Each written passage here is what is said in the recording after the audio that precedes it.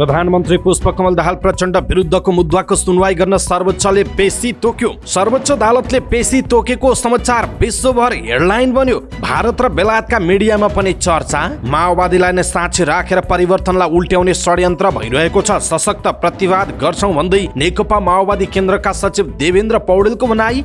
राष्ट्रपतिको निर्वाचनको तयारी पूरा, भोलि मतदान हुने, भोलि साँझ नै मत परिणाम सार्वजनिक हुने। आफ्नो स्वार्थमा ठेस लागेपछि राष्ट्रपति विरुद्ध बकवास गर्छन् भन्दै नेकपा एमालेका अध्यक्ष केपी शर्मा ओलीको टिप्पणी। राष्ट्रपति विद्यादेवी भण्डारीको कार्यकाल सफल रहेको ओलीको भनाई। राष्ट्रपतिको निर्वाचन बारे राष्ट्रिय स्वतन्त्र पार्टीले अझै निर्णय लिन सकेन, बिहिबार मात्रै निर्णय लिने। राष्ट्रपतिमा भोट हाल्ने कि नहाल्ने भन्ने विषयमा राष्ट्रिय प्रजातन्त्र पार्टीमा मतभेद देखियो। द्वन्द्वकालीन मुद्दामा सर्वोच्चले हस्तक्षेप गरे देश द्वन्द्वमा जाने अखिल क्रान्तिकारीको चेतावनी। महेश बस्नेतको घरमा पुगेर काठमाडौँ महानगरपालिकाका मेयर बालेन शाहले भने असमझदारी हटाएर सहकार्य गरौं। राष्ट्रिय सभाका अध्यक्ष गणेश प्रसाद तेमुल सिन्हा प्रतिनिधि सभा विघटनको पक्षमा। महिला सशक्तिकरण र लैंगिक समानतामा हासिल गरेको उपलब्धि विशिष्ट रहेको 113औं अन्तर्राष्ट्रिय महिला दिवसको अवसरमा राष्ट्रपति विद्यादेवी भण्डारीको शुभकामना सन्देश। पाठेघरको क्यान्सर र स्तन क्यान्सरको उपचार निशुल्क गर्ने व्यवस्था मिलाउने प्रधानमन्त्री पुष्पकमल दाहाल प्रचण्डको टिप्पणी। माधव कुमार नेपाललाई भेटेर ओलीले दिए समवेदना। कुर्सीका लागि गठबन्धन भएको हो, 5 वर्षभित्र अझै बन्छन् र भत्कन्छन्, हेर्दै जानु होला भन्दै नेकपा एकीकृत समाजवादीका सम्मानित नेता झलनाथ खनालको टिप्पणी। यातायात कार्यालयको सेवा अब बिहान 8 बजेदेखि सुरु गर्ने तयारी। अमेरिकाबाट पार्सलमा नेपाल भित्रियो 7 केजी गाँजा, 3 जना पक्राउ। मुस्ताङको लोमानथाङमा हिमपात, तल्लो मुस्ताङमा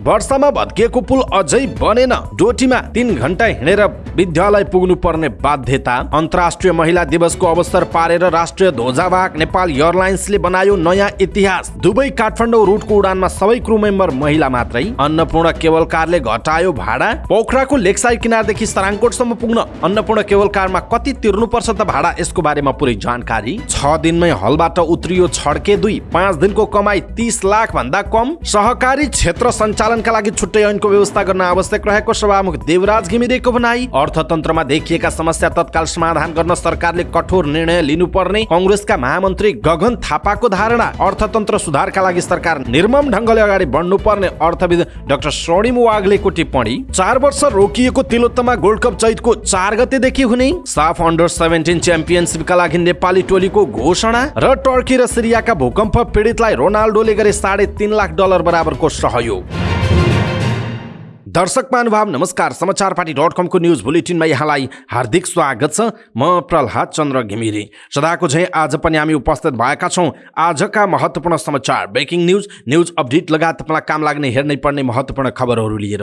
हामीलाई अन्तिमसम्म हेर्नुहोला। हाम्रो मेहनतका लागि यो भिडियोमा एउटा लाइक अवश्य गर्नुहोला। दर्शक महानुभाव, पलपलको न्यूज अपडेटका लागि हाम्रो च्यानललाई तपाईले अहिलेसम्म सब्स्क्राइब गर्नु भएको छैन भने कृपया सब्स्क्राइब गर्नुहोस् अनि नजिकै आउने बेल आइकनलाई क्लिक गर्नुहोला र नोटिफिकेसनमा अलमा क्लिक गर्नुहोला। बेल आइकनमा क्लिक गर्ने बित्तिकै त्यहाँ नन अथवा अल भनेर देखाउँछ। यहाँहरूले सब्स्क्राइब गरिसके पछाडि नोटिफिकेसन बेल आइकन क्लिक गर्नुहोला र अलमा क्लिक गर्नुहोला। आउनुहोस् दर्शक महानुभाव, आजका महत्त्वपूर्ण समाचार सुरु गरौं। प्रचण्ड विरुद्ध सर्वोच्च अदालतमा दर्ता भएको मुद्दाको विषयमा विश्वभरका मिडियामा चर्चामा रहेको प्रसङ्गबाट। प्रधानमन्त्री पुष्पकमल दाहाल प्रचण्ड विरुद्धको मुद्दाको सुनवाई गर्न सर्वोच्च अदालतले पेशी तोकेको समाचार अहिले विश्वभर हेडलाइन बनेको छ। भारतीयदेखि बेलायतीसम्मका मिडियाहरूमा यसबारे समाचार आएको छ। बेलायती समाचार एजेन्सी रोयटर्सले प्रचण्डले 3 वर्ष अगाडि 5000 को हत्याको जिम्मा लिन्छु भनेको भाषणको आधारमा उनलाई पक्राउ गर्ने मुद्दा परेको उल्लेख गरिएको छ। प्रचण्डलाई नेपालमा भएको 10 वर्ष लामो युद्धका गुरिल्ला कमान्डर भन्दै रोयटर्सले बिहिबार पेशी तोकिएको लेखेको छ। त्यस्तै भारतीय अखबार इन्डियन एक्सप्रेसले सन् 2020 जनवरी 15 मा प्रचण्डले 5000 को हत्याको जिम्मा लिन्छु भनेर भनिकाली उनी विरुद्ध मुद्दा परेको उल्लेख गरेको छ। न्यायाधीशहरू ईश्वर प्रसाद खतिवडा र हरिप्रसाद फुयालको संयुक्त इजलासले प्रचण्ड विरुद्धको मुद्दा दर्ता गर्न आदेश दिएसँगै प्रचण्डलाई थप तनाव थपिएको इन्डियन एक्सप्रेसले उल्लेख गरेको छ। यस्तै प्रकृतिको समाचार भारतीय मिडिया एबीपी न्यूज लगायतले समेत उल्लेख गरेका छन्। नेकपा माओवादी केन्द्रका सचिव देवेन्द्र पौडेलले माओवादीको जगमा आएका परिवर्तन उल्टाउने षड्यन्त्र भइरहेको बताउनुभयो। एक भिडियो सन्देशमा बोल्दै पौडेलले माओवादीले लडेर ल्याएको व्यवस्था नै उसैलाई साँची राखेर उल्टाउने र देशलाई गृहयुद्धतर्फ लैजाने षड्यन्त्र भइरहेको बताउनुभयो। माओवादीलाई नै उभ्याएर देशी विदेशी शक्तिहरूले माओवादीलाई कमजोर बनाउने खेल भइरहेको उहाँले बताउनु भएको छ। उहाँले भन्नुभयो त्यसैको सङ्केतका रूपमा अदालतको प्रकरण बुझ्न सकिन्छ, यसका लागि हामीले प्रतिवाद गर्छौँ उहाँको भनाइ छ। 2076 माघ 1 गते प्रचण्डले बोलेको पोलिटिकल भाषा भएको बताउँदै उहाँले अदालतले हेर्न नमिल्ने जिकिर गर्नुभयो। प्रचण्डले त्यति बेला बोलेको कुरा पोलिटिकल भाषा हो, अदालतमा लैजानु गम्भीर त्रुटि हो। उहाँले भन्नुभयो हामीले राजनीतिक वैचारिक रूपले सशक्त प्रतिवाद गर्छौँ उहाँको भनाइ छ। शान्ति प्रक्रियाका विषयहरू टुङ्ग्याउन माओवादीहरू एक ठाउँमा आउनुको विकल्प नभएको पनि उहाँले बताउनुभयो। अहिले प्रचण्ड र माओवादी माथि षड्यन्त्र गरी राज्यलाई भड्कालोमा हाल्न देशी विदेशी शक्तिहरू लागि परिरहेको बताउँदै पूर्व माओवादीहरू एक ढिक्का हुनुपर्ने बताउनुभयो। विगतमा शान्ति प्रक्रियासँग नजोडिएका प्रतिगामी शक्तिहरूले न्यायालयलाई प्रभावित पार्ने काम भएको पनि उहाँले आरोप लगाउनु भएको छ। राष्ट्रपति निर्वाचनको तयारी पूरा भएको निर्वाचन आयोगले जनाएको छ। राष्ट्रपतिका लागि नेपाली कांग्रेसका रामचन्द्र पौडेल र नेकपा एमालेका सुभाष चन्द्र नेमुवाङ उम्मेद्वार हुनुहुन्छ। आयोगका अनुसार बिहिबार बिहान 10 बजेदेखि दिउँसो 3 बजेसम्म मतदानको समय तोकिएको छ। बानेश्वर स्थित संसद भवन परिसरमा 2वटा मतदान केन्द्र बनाइएको छ। संघीय संसदका लागि एउटा र प्रदेशसभा सदस्यहरूका लागि अर्को मतदान केन्द्र बनाइएको छ। निर्वाचन अधिकृत महेश शर्माका अनुसार 3 बजेसम्म लाइनमा बसेका मतदाताहरूले मतदान गर्न पाउनेछन्। मतदान केन्द्रभित्र मोबाइल लैजान पाइने छैन। यदि कसैले मोबाइल लगी निर्वाचन कसो लाग्ने बताइएको छ। निर्वाचन अधिकृत महेश शर्माले भन्नुभयो 4 बजेबाट मतगणना सुरु गर्ने र साँझ 7 बजे मत परिणाम घोषणा गर्ने तयारी रहेको जनाइएको छ। नेकपा एमालेका अध्यक्ष केपी शर्मा ओलीले राजनीतिक स्वार्थ प्रेरित व्यक्तिहरूले राष्ट्रपतिको मर्यादाको ख्याल नगरेको टिप्पणी गर्नुभएको छ। राष्ट्रपति विद्यादेवी भण्डारीलाई दलीय स्वार्थ केन्द्रित निर्णय गरेको आरोप लाग्दै आइरहेका बेलामा अखिल नेपाल महिला सङ्घद्वारा आयोजित अन्तर्राष्ट्रिय श्रमिक महिला दिवसको अवसरमा आयोजित कार्यक्रमलाई सम्बोधन गर्दै उहाँले यस्तो टिप्पणी गर्नुभयो। उहाँले भन्नुभयो राजनीतिक स्वार्थ प्रेरितहरूले आफ्नो स्वार्थमा कतै ठेस लाग्दा वा आफ्नो संकीर्ण क्षुद्र स्वार्थ पूरा नहुँदा राष्ट्रपतिको सम्मानित ओहदाको मर्यादा नगरेर बकवास गरेका हुन सक्छन्। ती कुराको खास अर्थ छैन। आज हामीले गौरव गर्नुपर्छ। विद्यादेवी भण्डारी जस्तो नेत्री तपाईहरूको आन्दोलनबाट हुर्किएर गएको व्यक्तिले देशलाई 7 वर्षसम्म राष्ट्र प्रमुखको हैसियत सफलतापूर्वक नेतृत्व गर्नुभयो उहाँको भनाइरहेको छ। राष्ट्रिय स्वतन्त्र पार्टी रासपाले राष्ट्रपति निर्वाचन बारे बिहिबार मात्रै निर्णय लिने भएको छ। राष्ट्रपति निर्वाचनको सन्दर्भमा पार्टीले बिहिबार बिहान बैठक बसेर आवश्यक निर्णय गर्ने सो पार्टीका उपसभापति ढोल प्रसाद अर्यालले जानकारी दिनुभयो। राष्ट्रपति निर्वाचनको मतदान बिहिबार बिहान 10 बजेदेखि दिउँसो 3 बजेसम्म हुने तय भएको छ। राष्ट्रपतिको निर्वाचनमा नेपाली कांग्रेसका वरिष्ठ नेता रामचन्द्र पौडेल र नेकपा एमालेका उपाध्यक्ष सुभाष चन्द्र नेमुवाङ उम्मेद्वार रहनु भएको छ। यसैबीच राष्ट्रिय प्रजातन्त्र पार्टी राप्रपामा राष्ट्रपतिमा भोट हाल्ने कि नहाल्ने भन्ने विषयमा मतभेद देखिएको छ। पार्टी कार्यालय धुम्बाराहीमा बसेको बैठकमा राष्ट्रपतिको विषयमा मतभेद भएको हो। बैठकमा अध्यक्ष राजेन्द्र लिङ्गदेन सहितका केही नेताहरू मतदान गर्नुपर्ने भन्ने पक्षमा देखिएका छन् भने महामन्त्री डाक्टर धवल शमशेर राणा लगायत तटस्थ बस्नुपर्ने अडानमा रहनु भएको छ। तर प्रवक्ता मोहन श्रेष्ठले छलफल जारी रहेकाले पार्टी र कार्यकर्ताको चाहनाअनुसार पार्टीले निर्णय लिने बताउनु भएको छ। अध्यक्ष लिङ्गदेन सहितका अधिकांश नेता भोट हाल्ने पक्षमा भएकाले बैठकले त्यही अनुसारको निर्णय गर्न सक्ने उहाँले संकेत पनि गर्नु भएको छ। नेकपा माओवादी केन्द्र निकट विद्यार्थी संगठन अखिल क्रान्तिकारीले प्रधानमन्त्री तथा पार्टी अध्यक्ष पुष्पकमल दाहाल प्रचण्ड विरुद्ध परेको रिट विरुद्ध आपत्ति जनाएको छ। संगठनकी अध्यक्ष पञ्चास सिंहले विज्ञप्ति जारी गर्दै रिट निवेदन दायर गर्नु र संक्रमणकालीन न्यायको विषयलाई फौजदारी कानूनको नियमित प्रक्रियाबाट सुनवाई गर्न खोज्ने अदालतको प्रयासप्रति ध्यान आकर्षण भएको जनाउनु भएको छ। विज्ञप्तिमा भनिएको छ यो कदम पूर्ण रूपमा बृहत शान्ति सम्झौताको मर्म एवं संक्रमणकालीन न्यायको सिद्धान्तका विरुद्ध छ। हामी यस कार्यको घोर भत्सना गर्दछौँ। संविधानको मर्म एवं विचार तथा अभिव्यक्ति स्वतन्त्रता को अपमान गरेको हाम्रो निष्कर्ष छ। तत्कालीन विद्रोही पक्ष र संसदवादी 7 राजनीतिक दलको बीच भएको 12 मुदे समझदारी र त्यसको जगमा भएको विस्तृत शान्ति सम्झौता विद्रोह र विद्रोहीले उठाएका एजेन्डा व्यवस्थापनका निम्ति राजनीतिक दलहरूको साझा स्वामित्व भएको विज्ञप्तिमा उल्लेख छ। माओवादी आन्दोलनले संस्थागत गरेका उपलब्धिको उपभोगमा भाग खोज्ने तर अपजसको भारी जति माओवादीलाई मात्र बोकाउने प्रवृत्ति देखा पर्न थालेको पनि निष्कर्ष निकालिएको छ। द्वन्द्वकालीन मुद्दाहरू आयोग मार्फत छिटोभन्दा छिटो काम सम्पन्न गर्न उसले माग पनि गरेको छ। काठमाडौँ महानगरपालिकाका प्रमुख बालेन शाह नेकपा एमालेका नेता महेश बस्नेतसँग भेट्न पुग्नु भएको छ। नेता बस्नेतको घर भक्तपुर पुगेर मेयर शाहले नेता बस्नेतसँग भेटवार्ता गर्नुभयो। विगतको असमझदारीलाई टुङ्ग्याएर सहकार्य गरेर अगाडि बढ्न प्रस्ताव गरेको नेता बस्नेतले बताउनुभयो। उहाँले भन्नुभयो उहाँ मेरो घर भक्तपुरको गुण्डुमा आउनु भएको थियो। विगतको असमझदारी हटाएर सहकार्य गरेर जाउँ भन्नुभयो। भक्तपुर पुगेर विकास योजनाको अवलोकन पछि आफ्नै घरमा सँगै खाना खाएर छुटेको उहाँले बताउनुभयो। बालेनको प्रस्तावपछि आफूले सकारात्मक काममा सहयोग र सहकार्य गर्न तयार रहेको जवाफ दिएको नेता बस्नेतले बताउनुभयो। त्यसो त यसअघि नेता बस्नेत बालेनको चर्को आलोचकको रूपमा प्रस्तुत हुँदै आउनु भएको थियो।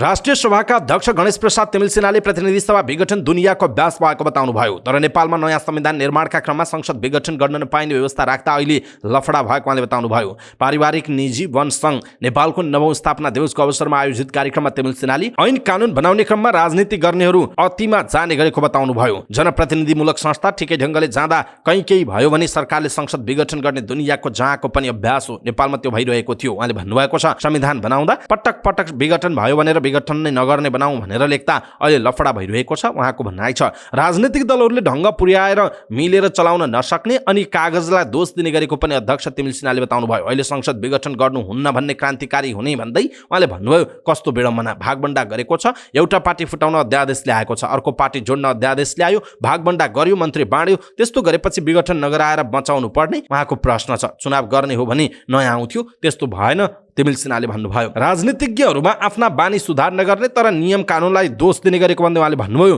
परिवर्तनको चक्र घुमाएर मात्रै हामी कहाँ पुग्छौँ उहाँको प्रश्न छ। दर्शक महानुभाव, राष्ट्रिय सभाका अध्यक्ष गणेश प्रसाद तिमिल सिन्हाको यो भनाइप्रति तपाईँको धारणा के छ? आफ्नो धारणा तलको कमेन्ट बक्समा कमेन्ट गर्नुहोला। राष्ट्रपति विद्यादेवी भण्डारीले महिला सशक्तिकरण र लैङ्गिक समानताका क्षेत्रमा नेपालले हासिल गरेका उपलब्धि विश्व महिला आन्दोलनकै निम्ति विशिष्ट रहेको बताउनुभयो। राष्ट्रपति भण्डारीले 113औं अन्तर्राष्ट्रिय महिला दिवस 8 मार्चको अवसरमा स्वदेश तथा विदेशमा रहनुभएका सम्पूर्ण नेपाली दिदीबहिनी तथा दाजुभाइमा सुख शान्ति र समृद्धिको शुभकामना व्यक्त गर्दै यस्तो बताउनुभयो।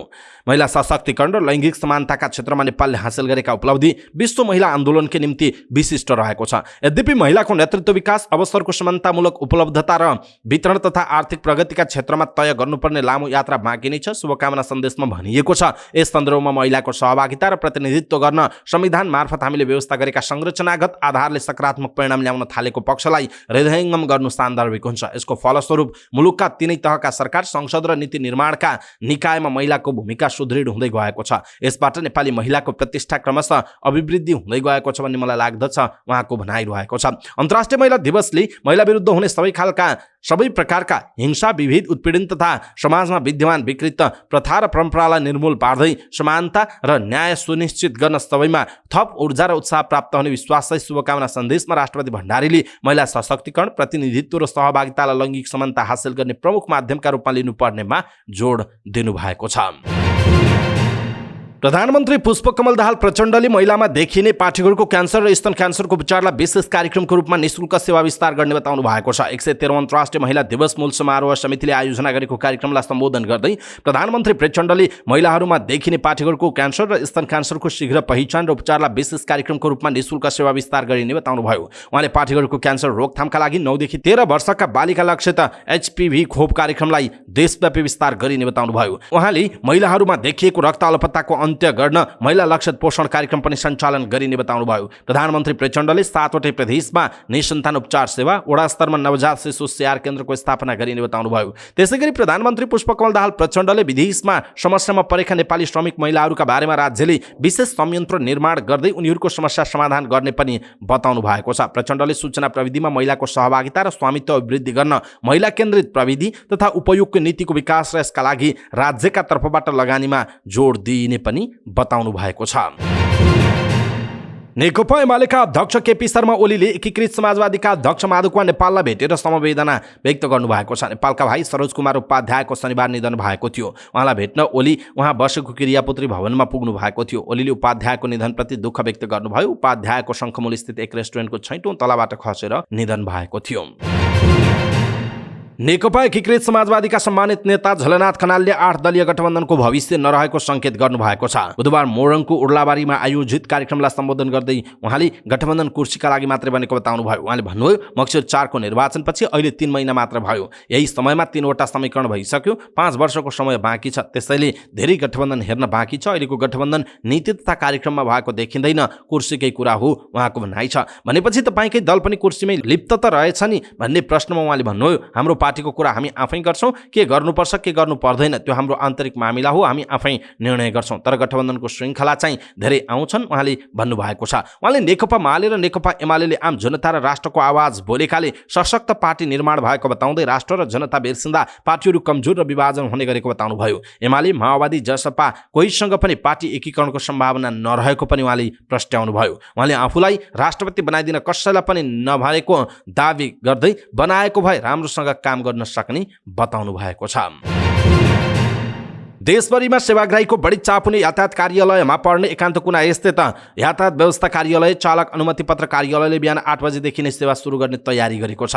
कार्यालयमा सधैँ कार्यालय समयभन्दा घण्टौँ पहिलादेखि नै सेवाग्राही लाममा हुने गरेकाले भिडभाड व्यवस्थापनका लागि बिहान चाँडै सेवा सुरु गर्ने योजना बनाइएको कार्यालयले जनाएको छ। बिहान 8 बजेदेखि खुल्दा सेवाग्राही लाममा बस्नु नपर्ने र उनीहरूले थोरै समयमा काम गरिसक्ने कार्यालयका प्रमुख राजकुमार कपालीले बताउनु भएको छ। लाममा बस्न नपरेपछि बिचौलियाले पनि ठग्न आउँछन् र खुरुखुरु जान सक्छन् उहाँको भनाइ छ। बिहानदेखि सेवा सुरु गर्ने विषयमा अहिले छलफल भइरहेको कार्यालयले जनाएको छ। सेवा प्रवाह कार्यालय समयमा हुने भए पनि सेवाग्राही बिहान 6 बजेदेखि लाममा बस्ने गरेको उहाँले बताउनुभयो। सेवाग्राहीलाई बुझाउन नसकिएको 10 बजेसम्म 200 जना लाममा बस्ने गरेको उहाँले बताउनुभयो। ताला लगाए पनि बाहिरबाट लाम हुने गरेको छ प्रमुख कपालीले भन्नुभएको छ। कार्यालयले दैनिक 3 देखि 350 टोकन बाँड्ने गरेको छ। त्यो बाहेक टाढाबाट आएको जाममा परेको वा तुरुन्त अनुमति पत्र चाहिने सेवाग्राहीलाई टोकन नभए पनि अवस्था हेरेर सेवा दिइने प्रमुख कपालीले बताउनु भएको छ। अमेरिकाबाट आएको 2वटा पार्सलमा करिब 7 केजी गाँजा भेटिएको छ। प्रहरीको लागु औषध नियन्त्रण ब्युरोले 6 केजी 900 ग्राम गाँजा सहित 3 जनालाई पक्राउ गरेको छ। फागुन 21 गते अमेरिकाको लस एन्जल्सबाट पठाइएको chocolate and child game item उल्लेख भएको पार्सलमा 4 केजी 500 ग्राम गाँजा भेटिएको छ। चकलेटको बट्टाभित्र उक्त गाँजा राखिएको भेटिएको थियो। प्रहरीले उक्त पार्सल लिएर भारत लैजान लागेको अवस्थामा भारतको गुजरातका 30 वर्षीय निमिष अश्रोभाइ दयानी र सर्लाहीका 28 वर्षीय फैज आलमलाई पक्राउ गरेको छ। दयानी बसेको ठमेल स्थित कोठाबाट 1,40,000 रुपैयाँ बरामद भएको छ। त्यस्तै सोही दिन नेपाल भित्रिएको अर्को एक पार्सलमा पनि 2 केजी 400 ग्राम गाँजा भेटिएको छ। Home decor water fountain and child game item लेखिएको उक्त पार्सल बुझ्न लागेका गोर्खाका रूपक अर्याल पक्राउ परेको जनाइएको छ। उपल्लो मुस्ताङको लुमानथाङमा बुधबार बिहानदेखि हिमपात भएको छ। मुस्ताङमा यो वर्ष पहिलो पटक हिउँ परेको हो। जिल्ला सदरमुकाम झोमसोम लगायत उपल्लो मुस्ताङमा भने वर्षा भएको छ। लुमानथाङका छिरिङ वाङदी गुरुङले यो वर्षको पहिलो पटक हिउँ परेको बताउनु भएको छ। मार्फामा रहनुभएका घरपझोङ गाउँपालिकाका अध्यक्ष मोहन सिंह लालचनले तल्लो क्षेत्रमा पानी परिरहेको र डाँडामा हिउँ जमेको बताउनुभयो। जमिन तातेकाले हिउँ जमिसकेको छैन उहाँले भन्नुभयो। डाँडा भने सेताममै भएका छन्। मौसम चिसो भएपछि जमिनमा हिउँ जम्ने लालचनले बताउनुभयो। खेतीपातीका लागि ढिलै भए पनि हिउँले फाइदा गरे पनि वर्षाले राम्रो नगर्ने कृषि प्राविधिकको भनाइरहेको छ। स्याउको फूल खेल्न र परागसेचन प्रक्रियाका लागि -डिग्रीको तापक्रम आवश्यक पर्छ। डोटीको आदर्श गाउँपालिका 6 बबिना औलकी विपन्न थापा छपाली माभिमा कक्षा 9 मा पढ्नुहुन्छ। विद्यालय 10 बजेबाट खुल्छ तर उहाँ बिहान 7 बजे नै विद्यालयका लागि निस्किनुहुन्छ किनकि विद्यालय पुग्न 3 घण्टा पैदल हिँड्नुपर्छ। उकालो बाटो छ, 3 घण्टा लागिहाल्छ। विपनाले भन्नुभयो, कुनै दिन समयमै पुग्छौँ, कुनै दिन ढिलो भइहाल्छ। खाना पनि राम्रोसँग खान पाइँदैन उहाँको भनाइ छ। यस्तै समस्या भोगिरहनु भएको छ सरिता थापा पनि। विद्यालय जान ढिलो हुन्छ भन्ने चिन्ता सधैँ लागिराख्ने सरिता बताउनुहुन्छ। सधैँ 3 घण्टा हिँडेर विद्यालय जानुपर्छ उहाँले भन्नुभएको छ। सकालै बिहानै स्कुलै लाग्ने बेला त हामी कहिले समयमा पुग्न सक्दैनौँ उहाँको भनाइ छ। विद्यालय आउट जाउ गर्नमै समय बर्बाद हुने भएकाले गृह कार्य पनि गर्न नभ्याउने उनीहरूको भनाइ छ। न घरमा पढ्ने समय हुन्छ न घरको काममा सघाउन सकिन्छ। विपनाले भन्नुभयो, विद्यालय आउ जाउमै दिन काटिन्छ। साल गाउँपालिका 1 मा रहेको छपाली माविमा अध्ययनरत विपना आफ्नो पढाइ बिग्रने चिन्तामा हुनुहुन्छ। उहाँ भन्नुहुन्छ, पढ्न पाइँदैन, फेल हुन्छु कि भन्ने चिन्ता लाग्छ। विद्यालय टाढा भएका कारण केही साथीहरू उतै डेरा गरी बस्न थालेको भए पनि आफू लगायत अन्य केही साथीहरू घरबाट आउजाउ गर्न बाध्य भएको उहाँले बताउनुभयो। 2078 साल असोज 31 गतेदेखि कार्तिक 3 गतेसम्मको बेमौसमी वर्षासँगै सेती नदीमा आएको बाढीले डोटीको आदर्श गाउँपालिका र बैतडीको सिगास गाउँपालिका जोड्ने बबिन्ना औलुमा रहेको झुलुङ्गे पुल बगायो। पुल निर्माण नहुँदा लामो बाटो हिँडेर अर्को विद्यालय जानुपर्ने बाध्यता स्थानीय शङ्कर बोहरा बताउनुहुन्छ। 2061 सालमा निर्माण भएको उक्त पुल बगेपछि विद्यार्थीहरूलाई विद्यालय टाढा भएको उहाँको भनाइरहेको छ। अन्तर्राष्ट्रिय महिला दिवसको अवसर पारेर राष्ट्रिय ध्वजावाहक नेपाल एयरलाइन्सले नयाँ इतिहास बनाएको छ। एयरलाइन्सको बुधबारको दुबई काठमाडौँ रुटमा उडेको A320 जहाजको सबै क्रू मेम्बर महिला रहेका थिए, जसमा पाइलट भावना पन्त र को पाइलट सृजना रावतले जहाज उडाएका थिए। एयर होस्टेस समेत सबै महिला राखेसँगै यो उडानको सम्पूर्ण जिम्मेवारी महिलाले सम्हालेका हुन्। यो टोलीलाई त्रिभुवन अन्तर्राष्ट्रिय विमानस्थलमा संस्कृति पर्यटन तथा नागरिक उड्डयन मन्त्री सुदन किराँतीले स्वागत गर्नुभयो। 2 दिन अगाडि चालक दलको यसै जोडीले यो जहाज दुबई लगेको थियो, जुन आफैमा इतिहास थियो। बुधबार 113औं अन्तर्राष्ट्रिय महिला दिवसको अवसर पारेर नेपाल एयरलाइन्सले यो संयोग जुराएको हो। पोखराको अन्नपूर्ण केबल कारले भाडा घटाएको छ। अन्नपूर्ण केबल कारले होलीको अवसर पारेर सोमबारदेखि पोखरा वरिपरिको दृश्यावलोकन सहज बनाउन छुटको घोषणा गरेको जनाएको छ। यो योजना होलीको दिनदेखि पोखरा घुम्ने नेपाली पर्यटकका लागि ल्याइएको केबल कारले जनाएको छ। पोखराको आन्तरिक पर्यटन प्रवर्धनका लागि कम्पनीले यस्तो व्यवस्था गरेको जनाएको छ। यसअघि कायम गरिएको दर रेटमा 50% छुट प्रदान गरिएको अन्नपूर्ण केबल कारका प्रशासन प्रमुख दामोदर तेमिल सिन्हाले जानकारी दिनुभयो। कम्पनीका अनुसार बिहान 5 बजेदेखि 7:30 बजेसम्म सराङखोटबाट सूर्योदय अवलोकनका लागि जान चाहने पर्यटकले दुईतर्फी भाडा 400 रुपियाँ तिरे पुग्नेछ। यसअघि सो समयमा 700 रुपियाँ भाडा रहेको थियो। अपाङ्गता भएका व्यक्तिलाई लक्षित गर्दै दुईतर्फी भाडा 350 रुपियाँ मात्र कायम गरिएको कम्पनीले जनाएको छ। विद्यार्थी र बालबालिकालाई पनि छुट प्रदान गरिएको छ। विद्यार्थी र बालबालिकाका लागि बिहान 5 बजेदेखि 7 बजेसम्म दुईतर्फी 400 र एकतर्फी यात्राका लागि 200 रुपियाँ शुल्क तय गरिएको छ। 7:30 बजेदेखि 8 बजेसम्मको समय ब्रेक राखिएको छ भने बिहान 8 बजेदेखि 1 बजेसम्मका लागि भने पहिलाकै भाडा दर तय भएको छ, जसमा यो समयमा यात्रा गर्ने अपाङ्गता बालबालिका र विद्यार्थी बाहेकलाई दुईतर्फी भाडा 700 मात्र कायम गरिएको जनाइएको छ।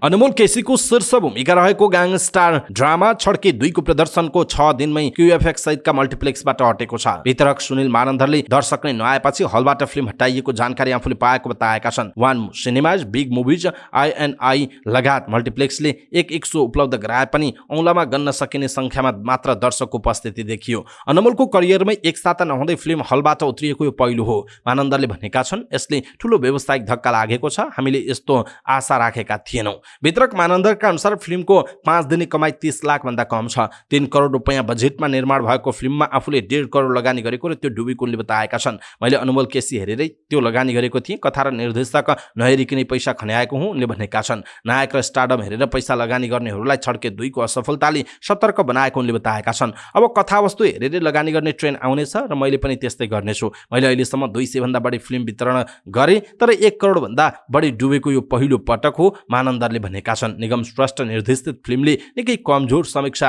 प्राप्त गरेको छ। ओपनिङमै फिल्मको अकुपेन्सी 5% हाराहारीमा मात्रै थियो। फिल्मलाई प्रशान्त गिरी र देवकुमार श्रेष्ठले निर्माण गरेका हुन् भने अनमोलले यो फिल्मबाट 50 लाख रुपियाँ पारिश्रमिक लिएको जनाइएको थियो।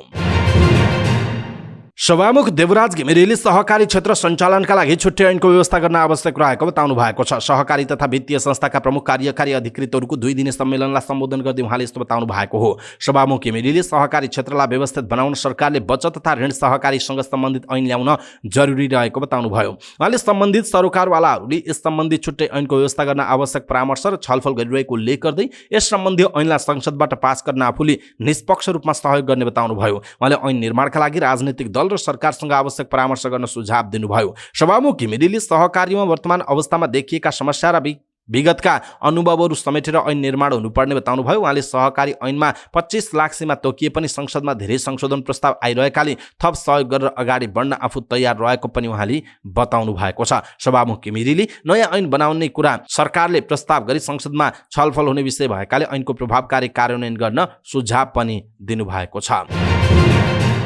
नेपाली कांग्रेसका महामन्त्री गगन थापाले अर्थतन्त्रमा देखिएका समस्या तत्काल समाधान गर्न सरकारले कठोर निर्णय गर्नुपर्ने बताउनु भएको छ। नेपाली कांग्रेसले काठमाडौँमा नेपालको पछिल्लो आर्थिक अवस्थाबारे निजी क्षेत्रसँगको छलफल कार्यक्रममा बोल्दै उहाँले यस्तो बताउनु भएको हो।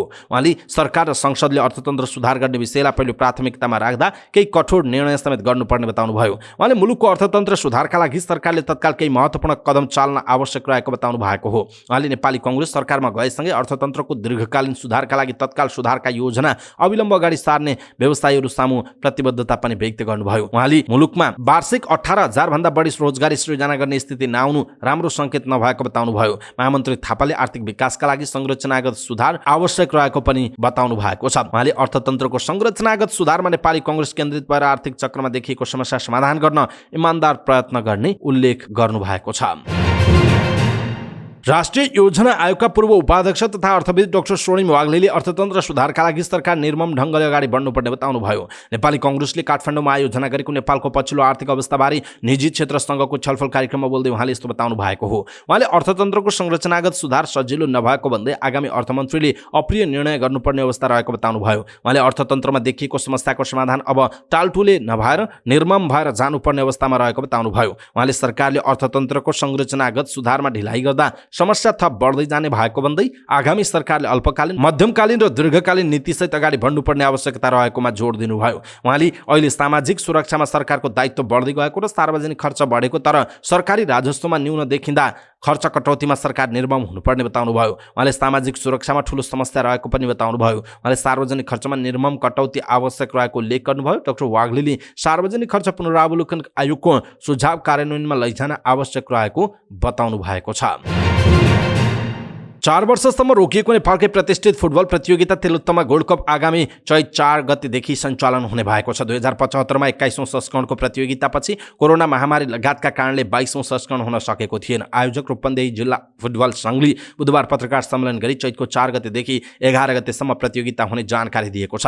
प्रतियोगितामा नेपाल पुलिस, एफईएफ, Manang Marsyangdi, Rupandehi 11, 3 star, Himalayan Sherpa, friends club र सुदूरपश्चिम 11ले प्रतिस्पर्धा गर्ने रूपन्देही फुटबल संघका अध्यक्ष लोकपुनले जानकारी दिनुभयो। प्रतियोगिताको विजेताले 11,11,111 रुपैयाँ, उपविजेताले 5,55,555 रुपैयाँ पुरस्कार पाउने अध्यक्ष पुनले बताउनुभयो। त्यस्तै सर्वोत्कृष्ट खेलाडीले 2 लाख रुपैयाँ वा एक थान मोटरसाइकल पुरस्कार पाउनेछन्। त्यस्तै 5 वटा विधामा उत्कृष्ट खेलाडीले 30,000 रुपैयाँका दरले पुरस्कार पाउनेछन्। प्रतियोगिताका लागि भुटवल उपमहानगरपालिकाले 35 लाख रुपैयाँ दिने संघका पूर्व अध्यक्ष दीर्घबहादुर केसीले बताउनुभयो। 21औं संस्करणको उपाधि कामरुङको दाउफिन्स क्लबले जितेको थियो। उसले नगद 8,80,000 र उपविजेता नेपाल पुलिसले 5,50,000 नगद पुरस्कार प्राप्त गरेको थियो। तत्कालीन बुटवल नगर पञ्चायतले 2031 सालमा स्थापना गरी 2033 सालदेखि सुरु भएको प्रतियोगिताको 22औं संस्करण 46 वर्षमा हुन लागेको हो। बुटवल उपमहानगरपालिकाको संरक्षकत्वमा रहेको यो प्रतियोगिता विगत 23 वर्षदेखि जिल्ला फुटबल संघले सञ्चालन गर्दै आएको छ। 33 देखि 35 सालसम्म नियमित भएको प्रतियोगिता त्यस यता 39 सालसम्म हुन सकेको थिएन। त्यसपछि 43 सालदेखि 51 सालसम्म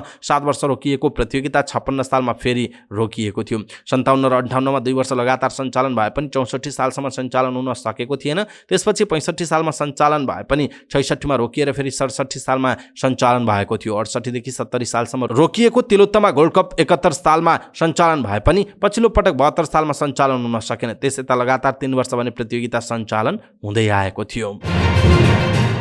बङ्गलादेशमा मार्चको 20 देखि 31 सम्म आयोजना हुने साफ अन्डर 17 च्याम्पियनसिपका लागि नेपाली टोली घोषणा भएको छ। मुख्य प्रशिक्षक भगवती राणा मगरले मङ्गलबार 10 सदस्यीय अन्तिम टोली घोषणा गरेको अखिल नेपाल फुटबल सङ्घ एन्फाले जनाएको छ। युइएफए असिस्ट प्रोग्राम अन्तर्गत साउथ एसियन फुटबल फेडरेसनले आयोजना गर्ने च्याम्पियनसिपमा रुसको टोली समेत सहभागी हुने बताइएको छ। गत नोभेम्बरमा बङ्गलादेशमा भएको अन्डर 15 साफ च्याम्पियनसिपको उपाधि नेपालले जितेको थियो। यसपटक त्यसैलाई अपग्रेड गर्दै अन्डर 17 च्याम्पियनसिप हुन लागेको जनाइएको छ। च्याम्पियनसिपमा दक्षिण एसियाका 4 राष्ट्र नेपाल, भारत, बङ्गलादेश र भुटानसँगै रुस गरी 5 राष्ट्रले प्रतिस्पर्धा गर्नेछन्। च्याम्पियनसिपका खेलहरू सिंगल राउन्ड रोबिङका आधारमा खेलाइनेछ र लिगपछि धेरै अङ्क जोड्दै शीर्ष स्थानमा रहने टिम च्याम्पियन बन्नेछ। नेपालले पहिलो खेल मार्च 20 मा भारतसँग खेल्नेछ। त्यस्तै राम्रो खेल भुटानसँग मार्च 22 मा, तेस्रो खेल रुससँग मार्च 26 र अन्तिम खेलमा बङ्गलादेशसँग मार्च 28 मा खेल्ने उल्लेख छ। च्याम्पियनसिपको सबै खेल ढाकाको बीएसएस मुस्तफा कमल स्टेडियममा हुने जनाइएको छ। फुटबल सुपरस्टार क्रिस्टियानो रोनाल्डोले सिरिया र टर्कीमा हालै आएको महाविनाशकारी भूकम्पका पीडितको सहायताका लागि ठूलो मात्रामा सहयोग गरेका छन्। साउदी क्लब अल नासरका लागि खेलिरहेका पोर्चुगिज सुपरस्टारले भूकम्प प्रभावित क्षेत्रका दुःखद दृश्यहरूबाट भावुक हुँदै सहयोग र हेरचाहका लागि थुप्रै सामानहरूले भरिएको विमान त्यस क्षेत्रमा पठाएका छन्। रोनाल्डोले सिरिया र टर्कीमा मानवीय सहायताका लागि टेन्ट, खानेकुरा, लत्ता, कपडा, शिशुका लागि खाना र दूध, चिकित्सकीय सामग्री लगायत $3,50,000 अमेरिकी डलरको खर्च भएको र सो सामान पठाएको बताएको जनाइएको छ। अवस्था दर्शक महानुभाव आजका महत्त्वपूर्ण समाचार ब्रेकिङ न्युज अपडेट लगायत तपाईँलाई काम लाग्ने हेर्नै पर्ने महत्त्वपूर्ण खबरहरू यति नै। हामीले प्रस्तुत गरेका यी समाचारहरूप्रति तपाईँको धारणा के छ, आफ्नो धारणा तलको कमेन्ट बक्समा कमेन्ट गर्नुहोला। हाम्रो मेहनतका लागि यो भिडियोमा एउटा सानो लाइक अवश्य गर्नुहोला। दर्शक महानुभाव पलपलको न्युज अपडेटका लागि हाम्रो च्यानललाई तपाईँले अहिलेसम्म सब्स्क्राइब गर्नुभएको छैन भने सब्स्क्राइब गर्नुहोस् अनि नजिकै आउने बेल आइकनलाई क्लिक गर्नुहोला। पलपलको न्युज अपडेटका साथ फेरि हाम्रो भेट हुनेछ। तपाईँ समाचार पार्टी हेर्दै गर्नुहोस्। नमस्कार।